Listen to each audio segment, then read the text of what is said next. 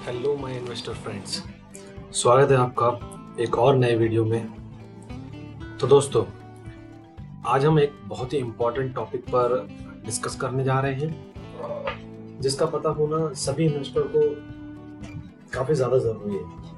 देखिए, आप अपना हार्ड अर्न मनी किसी भी स्टॉक या कंपनी में इन्वेस्ट करते हैं तो आपको ये पता होना चाहिए कि कंपनी की परफॉर्मेंस कैसी चल रही है। तो दोस्तों, स्टॉक मार्केट में भी जितने कंपनीज लिस्टेड हैं, हर कंपनी को क्वार्टर एंड पर अपना रिजल्ट डिक्लेयर करना होता है। तो ऐसे में कंपनी साल में 4 बार अपना रिजल्ट्स डिक्लेयर करती है, ताकि वो अपने इन्वेस्टर्स को सही इंफॉर्मेशन अपने परफॉर्मेंस के बारे में दे सके और उस परफॉर्मेंस को देखकर इन्वेस्टर्स अपना डिसीजन ले सके कि उन्हें उसमें इन्वेस्टेड रहना है, एग्जिट करना है और इन्वेस्ट करना है। सो एज अ इन्वेस्टर हमें कंपनीज के क्वार्टरली रिजल्ट्स देखने आने चाहिए। एटलीस्ट अगर आप फाइनेंशियल बैकग्राउंड से हैं या नहीं हैं, बट आप में इतनी समझ होनी चाहिए कि आप उनके रिजल्ट्स को पढ़ सकें। तो चलिए देखते हैं कि हम कैसे कंपनीज के क्वार्टरली रिजल्ट्स को पढ़ते हैं, रीड करते हैं और कैसे उस पर बेस्ड ऑन दैट हम डिसीजन ले सकते हैं। और हाँ, एक इम्पॉर्टेंट नोट, ये वीडियो बिगिनर्स लोगों के लिए है जो नॉन फाइनेंशियल बैकग्राउंड से है या फिर जिनको थोड़ा बहुत फाइनेंशियल्स पता है। Experts, financial experts, CA, I don't think उन्हें इसकी ज़रूरत भी है। तो चलिए शुरू करते हैं। ओके, तो मैंने अपनी स्क्रीन पर एक कंपनी का क्वार्टरली रिजल्ट्स का पीडीएफ ओपन किया हुआ है। तो बेसिकली सबसे पहला क्वेश्चन आपका यही होगा कि ये रिजल्ट्स आपको मिले कहाँ से। तो वीडियो में अंत तक बने रहिए। मैं आपको ये भी बताऊंगा कि आप कैसे किसी कंपनी का क्वार्टरली रिजल्ट्स का पीडीएफ डाउनलोड कर सकते हैं खुद से और उसे चेक कर सकते हैं। ओके, तो चलिए शुरू करते हैं। तो बेसिकली हर कंपनी से एनएसई या बीएसई को, क्योंकि वो वहाँ पर लिस्टेड है, तो उन्हें अपना क्वार्टरली रिजल्ट का डॉक्यूमेंट प्रोवाइड करती है और आप इसे एनएसई और बीएसई की साइट से डाउनलोड कर सकते हैं। सो बेसिकली मैंने इसे बीएसई की साइट से डाउनलोड किया हुआ है। मैं आपको ये वीडियो के अंत में बता दूंगा कि आप कैसे इसे डाउनलोड करेंगे। तो मैंने ये रिज़ल्ट ओपन कर लिया है। आप देखेंगे सबसे पहले आपको हमेशा कंपनी के कंसोलिडेटेड रिजल्ट को देखना है। ओके, अब आप ये कंसोलिडेटेड रिजल्ट ओपन किया हुआ है मैंने। अब आप यहाँ पर देखेंगे तो ये जो पहला कॉलम देख रहे हैं आप, यहाँ 31 मार्च 22 लिखा हुआ है। तो this basically is the result from Jan to 31st March quarter. Okay, January to March is a one quarter और ये 31st March till 22, so 2022 quarter का रिजल्ट इस कॉलम में आपको दिखेगा।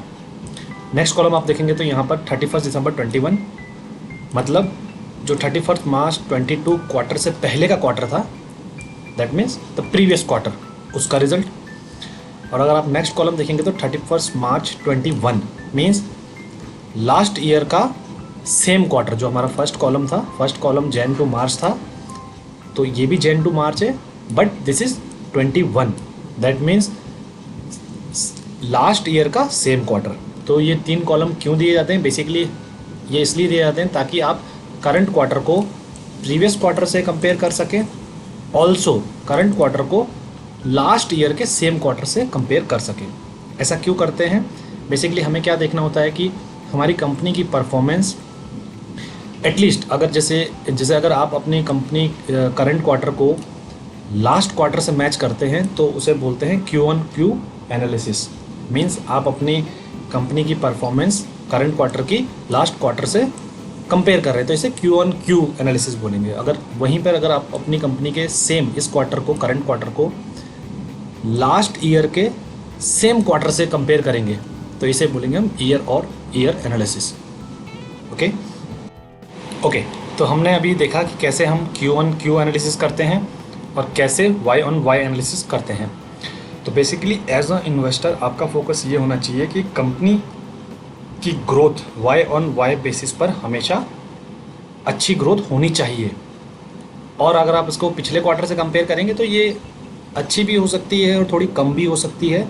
तो एज अ इन्वेस्टर ज़्यादा फोकस Y-on-Y एनालिसिस पे करना चाहिए कि मेरे इस क्वार्टर का जो रिज़ल्ट है मेरे लास्ट ईयर के सेम क्वार्टर से बेहतर होना चाहिए। क्योंकि Q1Q बेसिस पे डिप्स हो सकते हैं। मतलब मान लीजिए कंपनी की परफॉर्मेंस इस क्वार्टर अच्छी नहीं है, लास्ट क्वार्टर अच्छी हो गई, एक क्वार्टर बाद और अच्छी हो गई, तो वो अप्स एंड डाउन्स आते हैं, लेकिन ईयर ऑन ईयर बेसिस पे कंपनी को हमेशा ग्रोथ दिखानी चाहिए। अगर ग्रोथ नहीं दिख रही है ईयर ऑन ईयर बेसिस पे, तो आपको थोड़ा फर्दर और एनालिसिस करना है कि ग्रोथ क्यों नहीं हुई है। क्या कंपनी के कुछ इंटरनल फैक्टर्स हैं या फिर बिकॉज ऑफ एक्सटर्नल फैक्टर। जैसे अभी देखेंगे आप तो रशिया यूक्रेन वॉर है और इन्फ्लेशन बहुत हाई है, तो मे भी हो सकता है कि लास्ट ईयर के क्वार्टर से भी अगर आप मैच करेंगे तो इस ईयर थोड़ी अर्निंग्स कम हो, तो ये एक एक्सटर्नल फैक्टर है। Okay, so based on that, और ये external factors are always temporary, तो जैसे ही ये सिचुएशन सही होगी कंपनी ग्रो करेगी। तो इस तरह के एनालिसिस करके आप अपना डिसीजन ले सकते हैं। तो चलिए हम देखते हैं कैसे कंपेयर करते हैं रिजल्ट्स को, और हमें रिजल्ट्स में बेसिकली क्या क्या देखना चाहिए। तो जो पहली रो है, जो करंट क्वार्टर, इसमें अगर आप देखेंगे पहला कॉलम है इनकम। जो पहला रो है वो इनकम का रो है। इनकम मीन्स कंपनी ने कितना पैसा इस क्वार्टर में कमाया है। अब उसमें भी फर्दर आप देखेंगे तो रेवेन्यू फ्रॉम ऑपरेशंस, बेसिकली ये जो होता है कि कंपनी ने जिस चीज़ में कंपनी काम करती है, जैसे बेसिकली ये केमिकल कंपनी है, तो अपने केमिकल के बिजनेस से इसने कितना पैसा कमाया है। तो रेवेन्यू फ्रॉम ऑपरेशन मतलब बेसिकली जो कंपनी का कोर काम है उससे कंपनी ने कितना पैसा जनरेट किया है। अगर आप यहाँ देखेंगे तो यहाँ पे कुछ 156.80 लिखा हुआ है। अब ऊपर यहाँ आप देखेंगे तो all figures are in crore. So हर स्टेटमेंट में पहले आपको ऊपर ये देखना है कि ये कभी कभी ये लैक्स में होते हैं, छोटी कंपनी वो लैक्स में होंगी, कभी कभी ये मिलियंस में होते हैं, कभी कभी 1000 करोड़ में होता है ये। ओके, तो अभी हम यहाँ देखेंगे कि revenue from operation is 156 crore almost. अगर आप इसको पिछले क्वार्टर से कंपेयर करोगे तो 132 करोड़ था, जो बेसिकली क्वार्टर ऑन क्वार्टर भी एक ग्रोथ दिख रही है यहाँ पे, विच is a good point. Okay, so basically quarter on quarter भी यहाँ पे ग्रोथ है। और अगर आप इसको लास्ट ईयर के सेम क्वार्टर से कंपेयर करेंगे तो यहाँ पे काफ़ी अच्छी जंप दिख रही है। बेसिकली कंपनी ने काफ़ी अच्छी सेल इस क्वार्टर में करी है। ओके, सो ये तो आपका हो गया रेवेन्यू फ्रॉम ऑपरेशन। अब जो सेकंड कॉलम आप देख रहे हैं अदर इनकम, तो basically other income is something apart from its core business.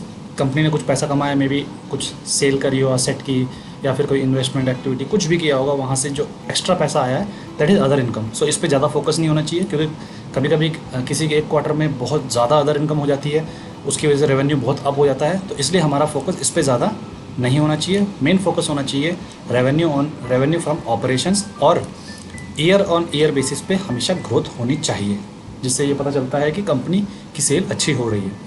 Q on Q basis पे डिप हो सकता है, that is okay.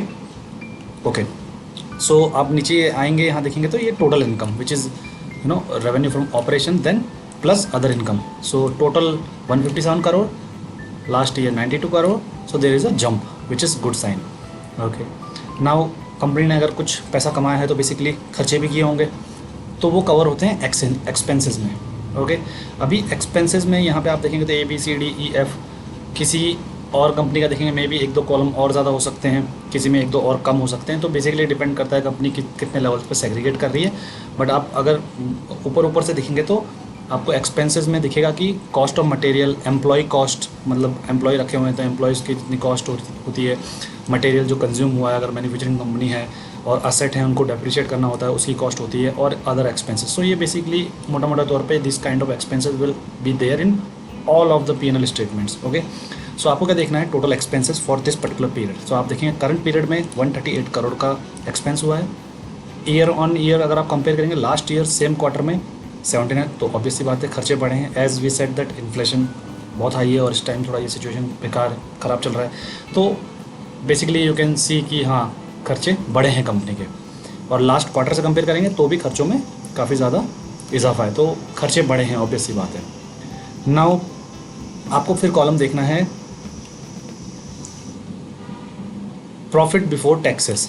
So now company का इनकम हमने देखा था 157 minus expense 138, total profit 18 crore. Okay, now अब इससे हमें कंपेयर करना है लास्ट ईयर के सेम क्वार्टर से। आप देखेंगे तो 13 करोड़। सो 13 करोड़ से जंप होके 18 crore which is a good sign. Quarter compare करेंगे, लास्ट क्वार्टर भी 13 करोड़ था, जंप करके 18। So it's a very good sign, company काफ़ी अच्छा प्रॉफिट कमा रही है। नाउ कभी कभी हो सकता है कि क्वार्टर ऑन क्वार्टर पे प्रोग्रेस ना हो। सपोज़ कीजिए लास्ट क्वार्टर में 20 करोड़ था बेसिकली, तो उससे वरी नहीं होना है, लेकिन हमें देखना है ईयर ऑन ईयर बेसिस पे कंपनी की ग्रोथ अच्छी है या नहीं है। So that is one major thing. Then अगर आप आएंगे यहाँ देखेंगे कंपनी ने इतनी कमाई करी तो कंपनी को टैक्स भी भरना होगा, तो इस कंपनी में इस पीरियड में इतना टैक्स दिया है, दैट इज़ करंट टैक्स, और कुछ बचा हुआ टैक्स है तो वो, और टोटल टैक्सेस माइनस करने के बाद आप कॉलम देखेंगे profit for the period, so which is 15 crore. So after 18 crore जो था उसमें से आपने टैक्स पे किए तो 15.64 करोड़। लास्ट ईयर इसी क्वार्टर में 9 करोड़ था, लास्ट क्वार्टर में 10 करोड़ था, अभी 15 crore. So it's a good sign कि कंपनी ग्रो कर रही है। और लास्टली आपको देखना है कंपनी का, अगर आप देखना चाहें तो, because this is the profit for the period, this is the end where you see what exactly the number for the profit for this particular company in this particular quarter. अगर आप EPS देखना चाहें तो company का EPS भी बहुत important चीज़ है। अगर आपको नहीं पता EPS क्या होता है और भी बहुत सारी टर्मिनोलॉजी हैं जो मार्केट में यूज़ होती हैं, तो मैंने एक पर्टिकुलर वीडियो बनाया हुआ है, आई बटन में मैं उसका लिंक दे दूँगा, आप वहाँ जाकर चेक कर सकते हैं। तो ये EPS भी कंपनी का आप देखिए लास्ट ईयर इस पीरियड में 3.99 था, विच हैज़ ग्रोन टू 5.50, और लास्ट क्वार्टर में 4.49। So it's a good sign that company is growing. तो हमने बेसिकली क्या देखा, हमने एक कंपनी का P&L स्टेटमेंट मीन्स उसके क्वार्टरली रिज़ल्ट देखे हैं, उस क्वार्टरली रिज़ल्ट को हमने ईयर ऑन ईयर बेसिस पे कंपेयर करा है, एंड देन उसको हमने Q-on-Q बेसिस पे भी कंपेयर करा है। बट एज अ इन्वेस्टर हमारा फोकस ज़्यादा ईयर ऑन ईयर कंपैरिजन पे होना चाहिए, और हमें ये देखना चाहिए कि कंपनी ग्रो कर रही है या नहीं कर रही है। अगर किसी क्वार्टर में लास्ट ईयर के क्वार्टर से रिजल्ट्स ख़राब आते हैं तो हमें फर्दर चेक करना है कि ऐसा क्यों हुआ है, क्योंकि अगर वो एक्सटर्नल फैक्टर्स है तो we can continue our investment, because external factors are always temporary. But company में कुछ गड़बड़ लगती है, कंटिन्यूस 3-4 क्वार्टर्स में ये फॉल आता है, तो बेसिकली आपको अपना डिसीजन रीथिंक करने की ज़रूरत होगी। तो बेसिकली हमने अब ये कवर कर लिया है कि कैसे हम कंपनी के रिजल्ट्स पढ़ सकते हैं, and this is very generic concept मैंने आपको जो बताया है कैसे पढ़ते हैं। अगर आप किसी बैंकिंग सेक्टर की कंपनी का रिजल्ट देखेंगे तो आपको कुछ अलग कॉलम्स भी मिलेंगे वहाँ पे, which are very important we have to see, like company का NPA, कंपनी ने कितना बैंक ने कितना प्रोविजंस किए हैं, तो उस पर हम एक सेपरेट वीडियो बनाकर डिस्कस करेंगे कि बैंकिंग और NBFC के रिजल्ट हम कैसे स्टडी करते हैं। चलिए, तो हम आते हैं अपने एक इम्पॉर्टेंट क्वेश्चन पे कि कैसे हम कंपनीज़ के रिजल्ट्स को डाउनलोड करें, हमें कैसे पता चलेगा कि ये रिजल्ट्स कहाँ मिलेंगे। तो बेसिकली आप क्या कर सकते हैं, BSE NSE किसी की भी वेबसाइट पे जा सकते हैं। जैसे मैं यहाँ पर BSE की वेबसाइट पर गया, आपको दिखाता हूँ। जैसे ये BSE की वेबसाइट पर गया, ओके, यहाँ पे मैंने जो कंपनी जैसे रिज़ल्ट दिखाया था, आप मान लीजिए कोई भी कंपनी लीजिए, जैसे एग्जांपल लेते हैं कुछ भी कंपनी, ये सुप्रिया लाइफ साइंसेज, मैं यहाँ जाता हूँ, मैंने इसे सर्च किया तो आप स्क्रॉल डाउन करेंगे तो यहाँ देखेंगे आप, ये जो सेक्शन होता है अनाउंसमेंट, यहाँ पे कंपनी जो भी अनाउंसमेंट करती है, कुछ भी अपडेट करती है कंपनी, वो उसे SEBI BSE NSE को इन्फॉर्म करना होता है ताकि इन्वेस्टर्स अपडेटेड रहे। यहाँ पे आप देखेंगे तो यहाँ पे ऑडिटेड फाइनेंशियल रिजल्ट्स हैं, तो आप इस पर क्लिक करेंगे तो यहाँ एक PDF है जिसे आप डाउनलोड कर सकते हैं और कंपनी के रिजल्ट्स स्टडी कर सकते हैं। तो वीडियो अच्छा लगा हो तो लाइक ज़रूर कीजिएगा, और ऐसे इन्फॉर्मेशन स्टॉक मार्केट के बारे में जानने के लिए चैनल को सब्सक्राइब ज़रूर कीजिए, और वीडियो को अपने दोस्तों में शेयर ज़रूर कीजिए। Thank you.